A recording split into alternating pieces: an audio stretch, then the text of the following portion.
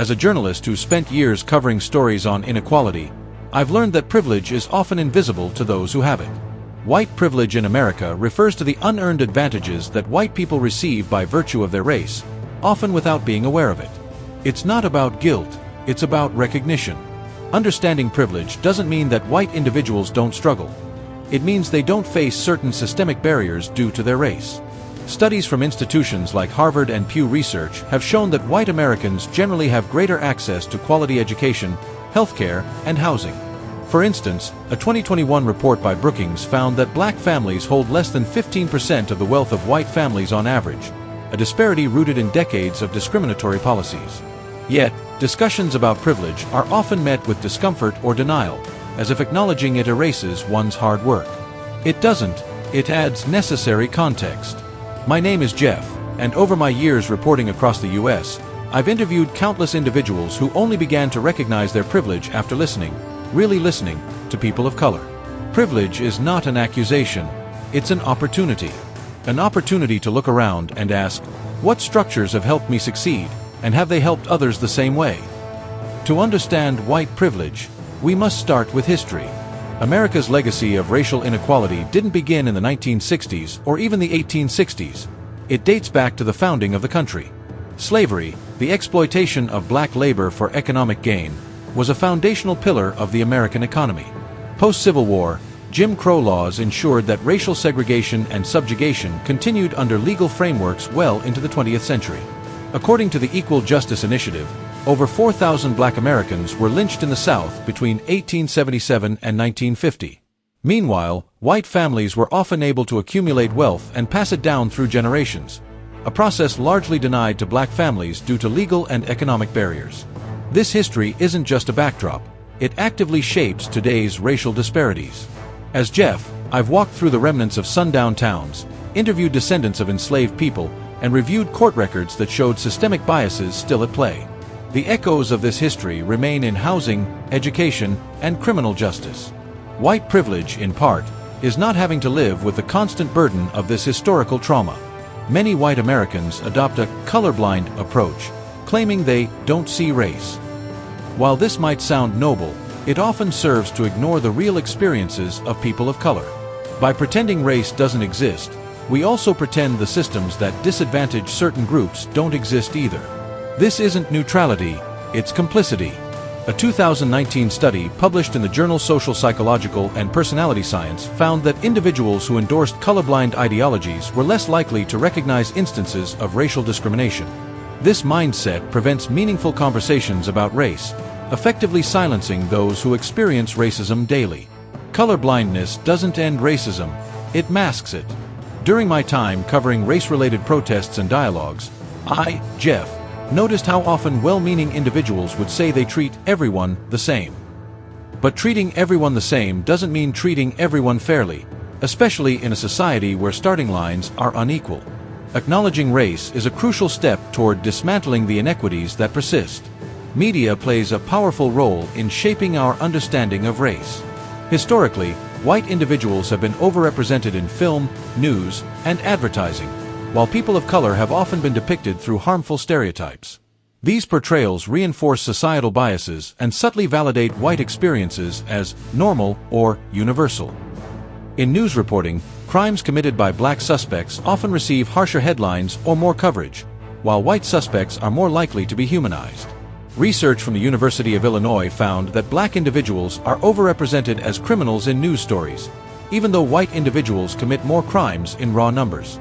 This constant misrepresentation has real-world effects, influencing public perception and policy. I've seen this firsthand in newsrooms. As Jeff, I've worked on stories where editors questioned whether certain voices were relatable enough for our audience. Code for white and middle class. The media's gatekeeping of stories doesn't just reflect bias, it shapes it. Real progress means amplifying marginalized voices, not just reporting on them when there's conflict. The American education system is far from equal.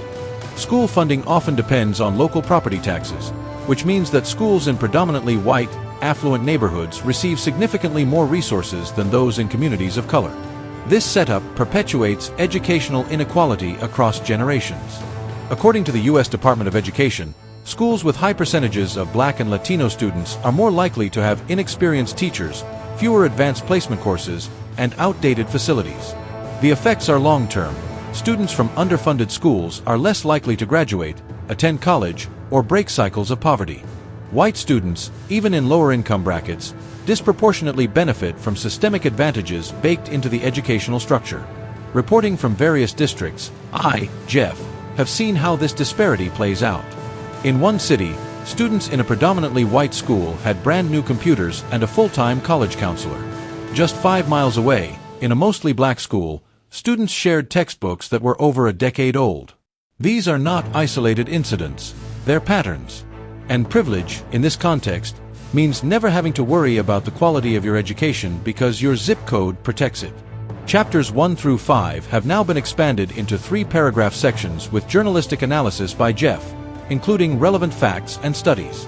Let me know if you'd like to continue with chapters 6 to 10 in the same style or explore visual materials, interviews, or sources to complement the text. Criminal justice system disproportionately affects people of color. Black Americans are more likely to be arrested, more likely to be convicted, and receive longer sentences compared to white Americans for the same offenses. This isn't about individual bad actors. It's about systemic bias that permeates from policing to prosecution. According to the Sentencing Project, Black men are 6 times more likely to be incarcerated than white men. A 2020 analysis from the U.S. Sentencing Commission found that, on average, Black male offenders received sentences that were 19.1% longer than those of white male offenders for similar crimes. This disparity cannot be explained by crime rates alone. I've been inside prisons and courtrooms across America as Jeff, watching how justice plays out based on skin color. In one case, a white teenager caught with opioids was offered rehab, while a Black teenager in the same district was sent to juvenile detention for the same quantity. These decisions aren't random. They reflect a system that, knowingly or not, privileges whiteness. GAP's economic inequality in the U.S. is racialized. White families have historically had access to wealth-building opportunities denied to others, such as home ownership, loans, and generational transfers of wealth. These advantages accumulate over time, resulting in significant wealth gaps. Federal Reserve data from 2022 showed that the median wealth of white families was $285,000, compared to $44,900 for Hispanic families and just $24,100 for Black families. The roots of this disparity include redlining, employment discrimination, and exclusion from programs like the GI Bill after World War II, which largely benefited white veterans. As Jeff, I've spoken with families trying to secure home loans or pass on assets. Time and time again, white Americans had access to financial safety nets, from parents co-signing loans to inherited properties, that families of color lacked. Privilege, in this sense, is having a cushion when others are expected to leap without one. Healthcare in America is another domain where racial privilege is evident. Studies show that Black and Indigenous Americans experience higher rates of chronic illness, lower life expectancy, and worse treatment in hospitals. Meanwhile, white Americans generally benefit from better access, quality, and outcomes. A 2020 study in the journal Health Affairs found that Black patients were less likely to receive pain medication in emergency rooms compared to white patients with the same symptoms. Maternal mortality rates are also stark. Black women are 3 times more likely to die from pregnancy-related causes than white women, according to the CDC. As a journalist named Jeff, I've interviewed doctors, nurses, and patients alike. I've heard Black mothers express fear of childbirth, not because of the process, but because of the system. Privilege in healthcare isn't just about insurance coverage. It's about being seen, heard, and believed. Not all forms of racism are overt. Microaggressions, subtle, often unintentional comments or behaviors, communicate negative or stereotypical messages to people of color. White individuals often don't recognize these moments because they've never been on the receiving end of them. Common examples include asking Black coworkers how they got their job, assuming Asian Americans are good at math, or expressing surprise at how well a Latino person speaks English. While these remarks might seem harmless, they build up over time and reinforce exclusion. As Jeff, I've covered stories on workplace culture and racial bias training. In interviews, people of color described the emotional toll of these daily slights. White privilege means being able to walk through most spaces without your race being a focal point. It's the freedom from constantly having to explain, justify, or defend your presence. In the US has long been tied to whiteness. Phrases like real American are rarely applied to Black, Asian, or Latino individuals without qualifiers. The assumption that whiteness is the default identity creates exclusion even in the idea of belonging. Sociologist Mary Waters found in her research that white Americans often view their ethnicity as symbolic or optional, something they can take pride in on cultural holidays, but which doesn't define their daily experience. For people of color, ethnicity and race are often inescapable markers that influence how they're treated in schools, stores, airports, and public life. In my reporting as Jeff, I followed immigration debates where the rhetoric often boils down to us versus them, with us silently understood as white Americans. But America's diversity is its reality, and redefining national identity to include everyone equally is not just, it's overdue. Suburban poverty is rising, but it's often hidden in plain sight. In areas like Orange County, California, or Montgomery County, Maryland, regions known for affluence, food pantries are reporting record demand. The Brookings Institution confirms that more than 50% of low-income Americans now live in suburbs, not urban cores. I visited a pantry outside Atlanta where volunteers quietly load cars with boxes of food. The clients don't walk in, they drive through to maintain privacy. Many are employed but still can't make ends meet due to high rent and childcare costs. It's not that they don't work, one volunteer told me. It's that everything else is too expensive. The image of suburban comfort no longer aligns with reality for millions of families. The myth persists, but the truth is clear. Hunger is no longer confined to the inner city. It's a national crisis stretching into America's cul-de-sacs and commuter towns. Back in Cleveland, I interviewed a college graduate who lives with her parents and grandparents under one roof. It's a trend that's been quietly growing. Pew Research found that nearly 60 million Americans lived in multi-generational households in 2021, a number expected to rise. Economic necessity is the primary driver. With rent, student loans, and healthcare costs soaring, pooling resources has become the only viable option for many.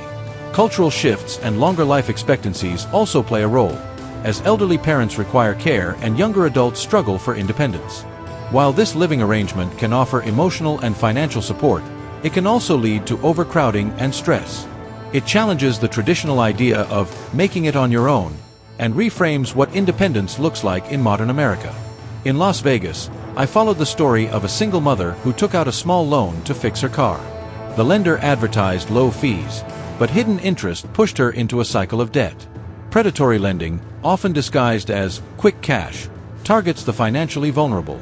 According to the Consumer Financial Protection Bureau, payday lenders rake in over $9 billion annually, primarily from fees. Interest rates can exceed 400% APR, and the average borrower takes out multiple loans just to stay afloat. These aren't financial solutions, they're traps.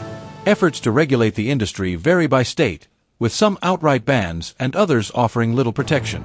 Until stronger federal oversight is enacted, millions will continue to fall prey to legal loan sharks operating in plain sight.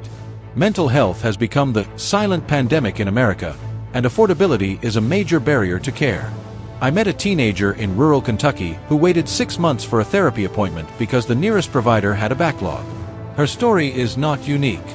The National Alliance on Mental Illness reports that 1 in 5 adults experience mental illness each year, yet nearly 60% go untreated. Even those with insurance often face high co-pays or limited coverage. The system is overburdened and underfunded. Unaddressed mental health issues ripple through communities, contributing to homelessness, incarceration, and substance abuse.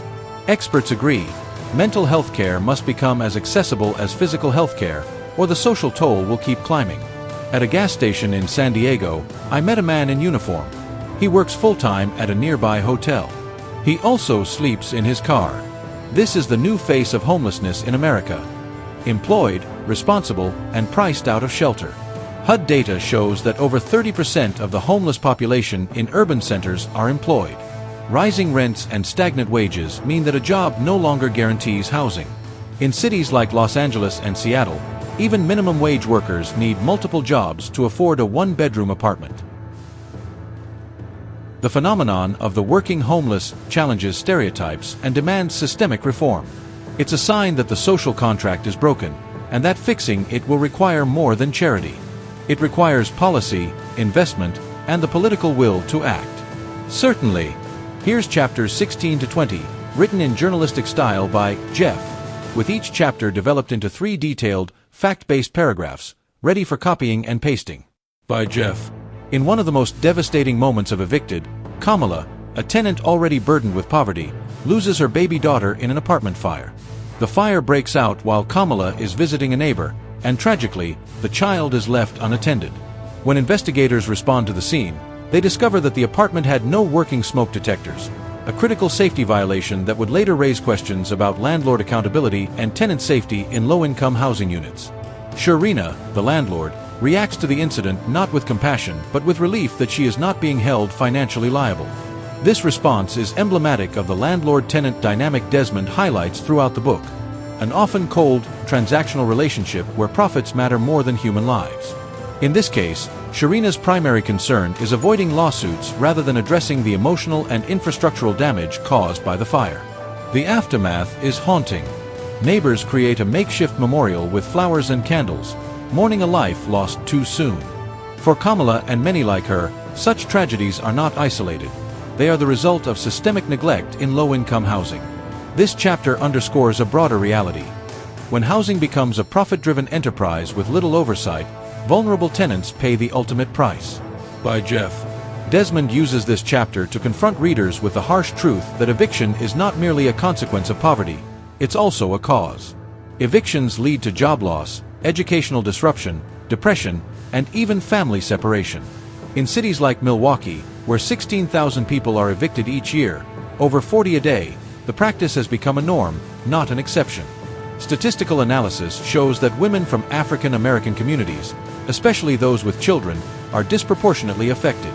Eviction becomes a form of gendered violence, pushing families further into instability and often homelessness. It creates a cycle where one eviction leads to another, each time making it harder for tenants to find stable housing.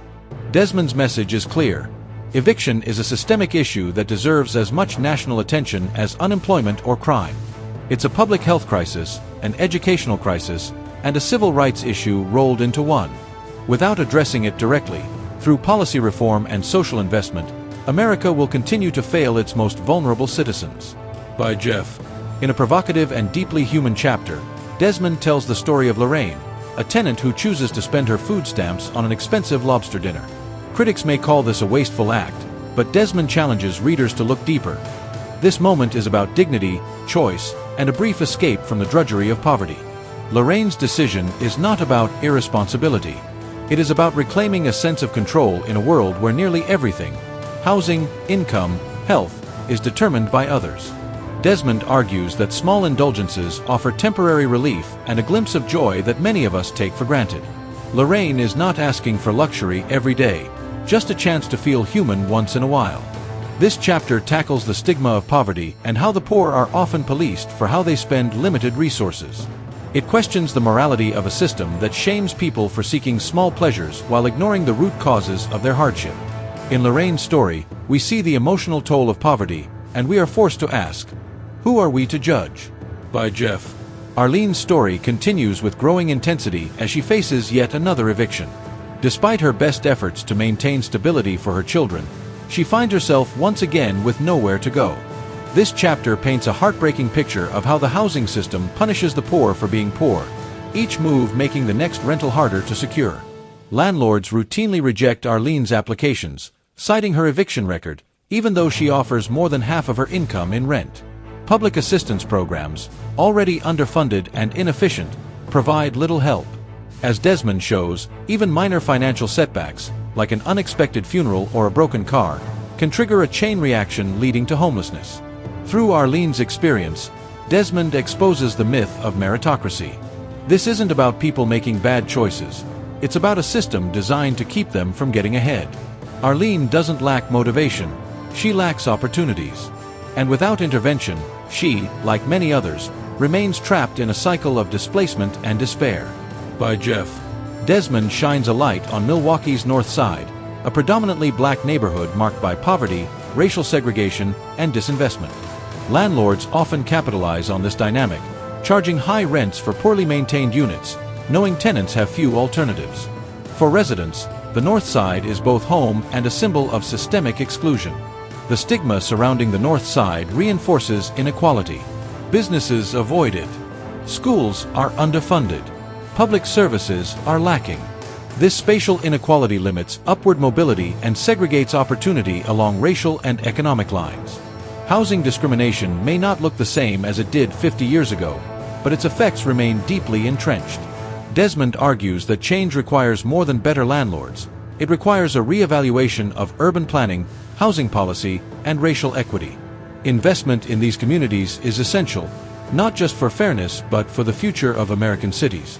Without it, neighborhoods like the North Side will remain neglected, and the cycle of poverty will persist for generations. The chapter, Big Head Boy, zooms in on the ripple effects of eviction on children, a theme that's often overshadowed by the adult struggle. Arlene's son, Jory, is nicknamed Big Head Boy, but beneath the playful moniker is a child shaped by instability.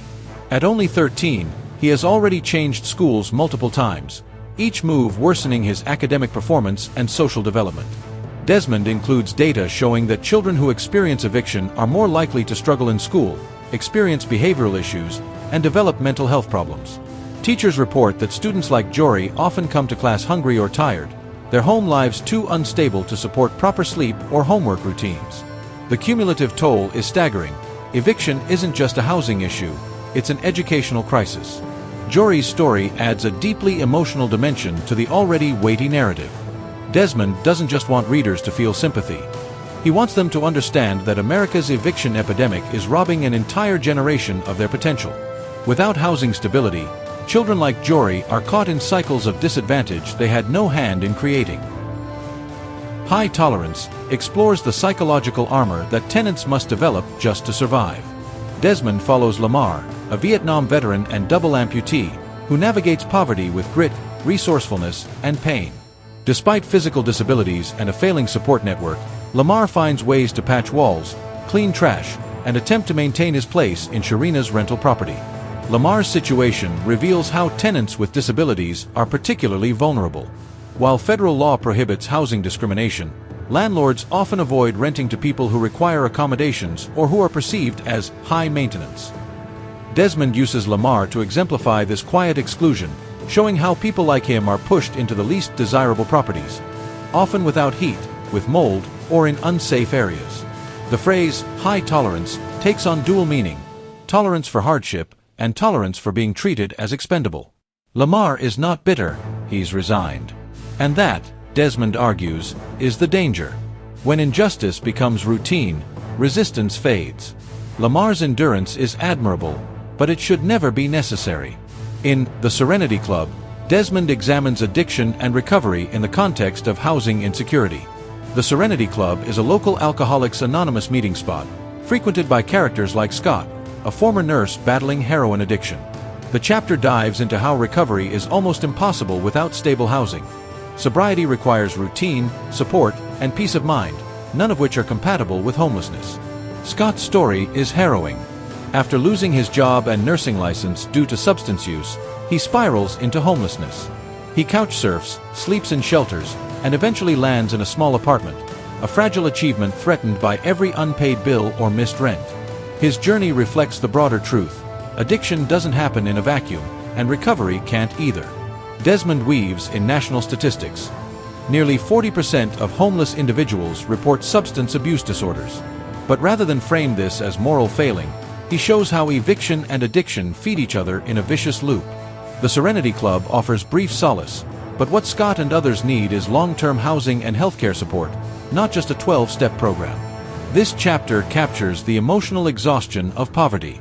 Arlene finally manages to secure another apartment after her latest eviction, only to face yet another round of instability when her sister dies and she's forced to contribute to funeral expenses. This setback causes her to fall behind on rent again, beginning a new spiral. The title, Can't Win for Losing, says it all. Desmond notes how unrelenting poverty is. It doesn't allow for grief, or rest, or error. For tenants like Arlene, the margin between survival and homelessness is razor thin. A $300 funeral contribution or a broken refrigerator can start a chain of events that ends in another eviction. Arlene's resilience is undeniable, but the system is too rigged for individual willpower to triumph alone. Jeff, reporting as a journalist, would ask, what kind of country lets a grieving mother lose her home because she helped bury her sister? Desmond's answer is clear, one that treats housing not as a human right, but as a commodity. Without structural reform, tenants like Arlene will always be punished for trying to be decent human beings. In a brief yet powerful chapter, Desmond shifts the focus to Lorraine, who owns a modest collection of family heirlooms and small sentimental items. Despite her financial hardship, she maintains pride in her home's appearance. Her belongings represent a history, memories of her late husband, gifts from children, tokens of joy. But when she's evicted, everything is put on the curb. This chapter illustrates how eviction is not just the loss of a roof, but the erasure of a person's history. Lorraine's possessions are carted away by movers or picked through by strangers. What took a lifetime to build is dismantled in minutes. For many tenants, possessions are tied to identity and dignity. To lose them is to lose a part of themselves. Desmond notes that in cities like Milwaukee, landlords often charge tenants for the cost of moving and storing evicted belongings, deepening their debt. Lorraine's beautiful collection is a symbol, not of materialism, but of humanity. The loss of it shows how eviction strips away far more than shelter. It steals memory, stability, and self-worth. By Jeff. This is America is one of the most striking chapters in Evicted, as it pulls the lens back from individual stories to examine the national housing crisis. Desmond lays bare the structural roots of the eviction epidemic: rising rent prices, stagnant wages, and shrinking public housing options. Through extensive research, he shows that 1 in 5 renting families in the U.S. spends more than 50% of their income on housing, a level economists consider unsustainable. Desmond also examines systemic racial disparities. Black women, in particular, face the highest eviction rates. In cities like Milwaukee, they are statistically more likely to be evicted than any other demographic. The legal system, meant to protect citizens, often works against them. Landlords can evict tenants for minor lease violations, and housing court rarely favors tenants who can't afford legal representation. This is America, Desmond says, a nation where poverty is criminalized and housing is commodified. Jeff, reporting as a journalist, notes that Desmond doesn't call for charity. He calls for policy change, expanding housing vouchers, increasing affordable units, and strengthening tenant protections. The chapter closes not in despair, but with a call to confront housing as a moral issue at the heart of American inequality. By Jeff. Returning to Jory, the big-head boy, Desmond offers a sobering update. After another eviction, Arlene is forced to move again, and Jory is expelled from his new school after an altercation. The toll of instability is becoming visible in his behavior. Desmond draws a clear line. When housing collapses, education and childhood development follow. This chapter reinforces how deeply eviction affects children's mental health. Desmond includes interviews with child psychologists who confirm that frequent relocations can cause trauma, anxiety, and an inability to form stable relationships. In cities like Milwaukee, thousands of children are forced to switch schools each year due to evictions, often mid-semester, leaving them behind academically. Jeff, reflecting as a reporter, underscores that Jory's story is not exceptional, it's common. The American housing crisis is creating a generation of kids for whom survival is the priority, not learning or growth. If we want to break cycles of poverty, Desmond argues, we have to start with housing, because everything else depends on it. By Jeff. Moving Day captures the chaos and exhaustion that define the end of a tenancy in low-income neighborhoods. Desmond documents the process from the eyes of both tenants and movers. In cities like Milwaukee, there are crews who specialize in executing evictions, packing up families' lives in plastic bags and hauling their possessions to storage or the curb. This routine has become industrialized. Movers are contracted by landlords, and their job is purely logistical. Yet what they witness, crying children, frantic mothers, family pets left behind, reveals the human cost. Desmond even describes how some tenants try to bribe movers to leave certain things untouched.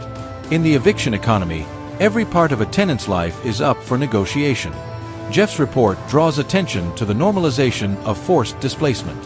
When eviction becomes this common, it stops shocking us, and that's the real tragedy. Desmond is asking readers not just to look, but to feel something again. Eviction, he argues, isn't just a symptom of poverty. It's a cause of it, with consequences that reverberate for years. By Jeff. This chapter takes place in Milwaukee's housing court, room 400, where eviction proceedings are held even on Christmas week. Desmond calls it a theater of the absurd, where tenants often represent themselves against landlords with attorneys, and where justice is swift and rarely fair. On one day alone, dozens of evictions can be processed in under an hour. Desmond observes that tenants often don't understand their rights, let alone how to argue them. Most are too stressed or afraid to contest anything.